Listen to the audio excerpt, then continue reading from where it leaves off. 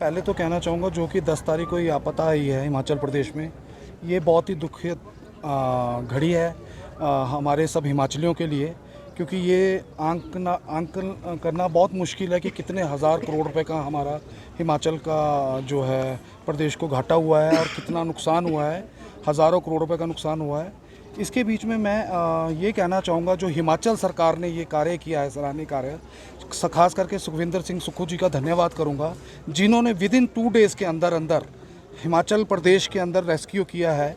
जिस तरह से टूरिस्टों को निकाला है मनाली से और जितने भी जगह, जैसे जीबी की बात करूं, कसौल की बात करूं, या मनाली के आसपास लगते एरिया, या मैं बात करूं कल जैसे कि चंदर ताल का आपने रेस्क्यू देखा होगा, 17,500 फीट के ऊपर रेस्क्यू किया गया, जिसमें हमारे एग्रीकल्चर मंत्री मिनिस्टर श्री जगत सिंह नेगी जी और हमारे अर्की के CPS ने मिल कर के और इनके क्या नाम अपना सुखविंदर सिंह सुक्खू जी की अध्यक्षता में किया गया। ये बहुत ही सराहनीय है। 307 आदमियों को बिल्कुल ज़िंदा निकाला है, एक भी कैजुअल्टी नहीं हुई है। इसके लिए मैं हिमाचल सरकार को बहुत बहुत बधाई देता हूँ और बहुत ही कहता हूँ कि उन्होंने 17,500 फीट हाइट पे 4.5 फुट बर्फ़ के बीच में जो लोग 4 दिन 5 दिन से फंसे थे उनको निकाला। ये हिमाचल प्रदेश में फर्स्ट टाइम ऐसा हुआ है। मैं आपको बताना चाहूँगा ये आपदा आज से पहले भी आई थी, बहुत बार ऐसा हुआ है, पर पिछली बार आपको नहीं सुना होगा चंदर ताल लेक में कम से कम 15-16 आदमी की डेथ हो गई थी और स्पीति में भी काफ़ी लोग मरे थे। ये बात है आज से कुछ 3-4 साल पुरानी बात है, पर इस बार ऐसा कुछ नहीं हुआ। मतलब सरकार ने एकदम कदम उठाया और सबसे बड़ी बात है जो सुखविंदर सिंह सुक्खू जी ने खुद आकर के मैदान संभाला है, ये बहुत ही सराहनीय है। और बात रही टूरिस्ट की, कम से कम हिमाचल में अगर मैं बात करूं मनाली में 40 से 45 हज़ार टूरिस्ट फंसा हुआ था विद फैमिलीज़। और मतलब मनाली के आसपास एरिया में जैसे मैं बात करूं जीबी और आपका कसौल, मणिकरण और क्या नाम भुंतर, कुल्लू, मनाली और मनाली से ऊपर लगता एरिया केलोंग, यहाँ पर कम से कम 40 से 45 हज़ार टूरिस्ट फंसा था, जिनको 11 तारीख को शुरू किया और 12 तारीख से 13 तारीख के बीच में कल तक मैक्सिमम टूरिस्टों को 99% टूरिस्टों को वहाँ से निकाल दिया गया है।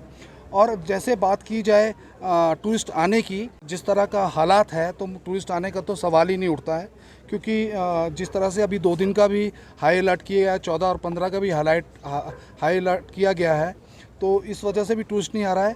आप ये देखिए कि फ़र्स्ट टाइम ऐसा हुआ है कि शिमला और कालका रोड ये भी 3 दिन तक बहाल नहीं हो पाया, कल जाके बहाल हुआ है। अभी भी बड़ी बसों के लिए कुछ बसों के लिए बहाल हुआ है, मैक्सिमम नहीं हो पाया है। तो ये बहुत बड़ी आपदा थी और इन चीज़ के लिए हम पूरे हिमाचली इकट्ठे हुए। मैं धन्यवाद करूँगा कुछ मनाली के ऐसे होटलियर हैं जिन्होंने टूरिस्टों को, मनाली क्या कई जगह पे कई ऐसे टूरिस्टों को रहने के लिए, खाने के लिए फ्री चार्ज पैसा भी नहीं लिया, और कुछ ऐसे भी है बीच में जिन्होंने टूरिस्टों को बिना पैसों के छोड़ा भी नहीं।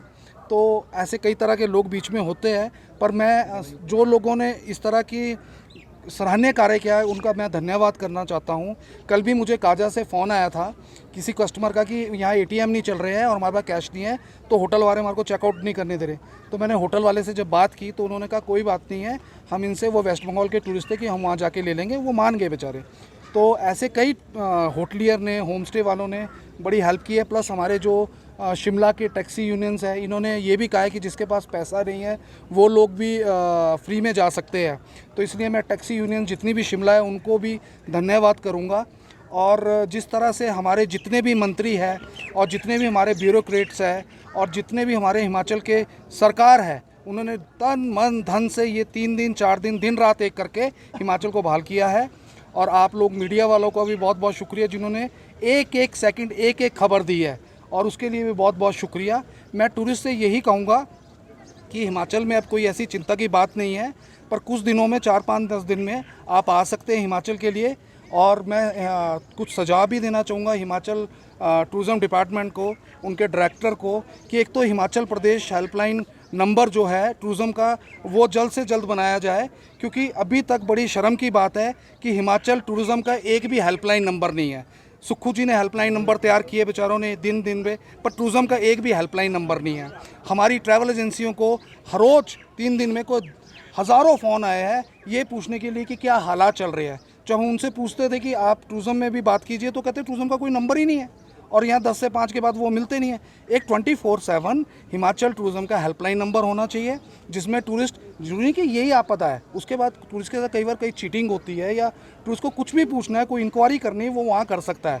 तो ये हेल्पलाइन नंबर बहुत ज़रूरी है। और दूसरा, जितने भी टूरिस्ट आते हैं उनका पंजीकरण करना बहुत ज़रूरी है कि वो टूरिस्ट कहाँ से आए हैं, किधर से आए, कितने टूरिस्ट हैं, कहाँ जा रहे हैं। ये पंजीकरण बॉर्डर्स में होना बहुत ज़रूरी है, जिससे ये पता रहता है कि हमारे हिमाचल में एवरीडे कितना टूरिस्ट आ रहा है। उनका आधार कार्ड भी लिया जाए या कुछ ऐसा सिस्टम किया जाए जिससे जाम भी ना लगे और टूरिस्टों को भी पता रहे कि वो कितने टूरिस्ट यहाँ पर आ रहे हैं। अभी भी नहीं पता कि कितने टूरिस्ट कहाँ फंसे हैं। स्पीति से आज थोड़े टूरिस्ट निकले हैं, कुछ बस लगी है, स्पीति से आज टूरिस्ट निकल गए हैं। और चंद्रताल वाले जो टूरिस्ट है वो भी बाया स्पीति से किन्नौर होते हुए आ रहे हैं आज, और कुछ टूरिस्ट कल आएंगे, परसों 2-3 दिन में ये लोग भी निकल जाएंगे।